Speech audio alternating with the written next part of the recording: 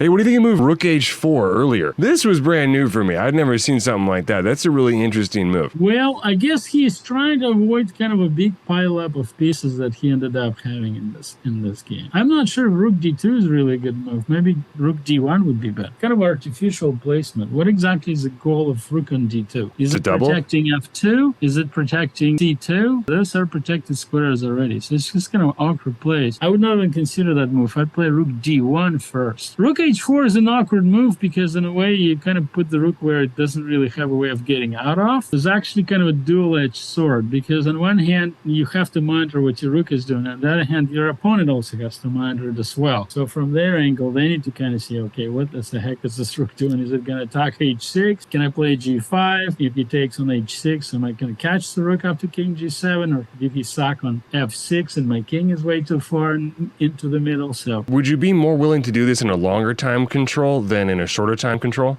In a long time control, I'd have enough time to calculate where this is a sensible move, or am I just actually making a splash for the sake of making a splash, or this is actually a sensible move that actually does something. Because in the big scheme of things, the rook is out there, and what is it doing? Is it participating in the kingside attack? No, it's stopping the knights from coming up. It's kind of cool looking. It's just, it seems hard to pull that off. It's true. It is stopping the knights from coming to the middle. That's kind of good news. The bad news, rook is becoming a defensive piece at the edge of the board. If that issue subsides and becomes less important, then you simply lack a piece in the middle, and a substantial piece of that. Like, for instance, what if he goes here now? What are you going to do? Now there's that thing, and there's that thing. There is also the issue of taking on f3 and d4, and then f3 pawn is weak. So there's a variety of things here to come into play. You kind of need to weigh these carefully and make sure that you're not doing something just for the sake of doing it. I don't know what the reply is to knight g5, but without rook h4, white's losing. He's losing. It's just a matter of survival here. That's true.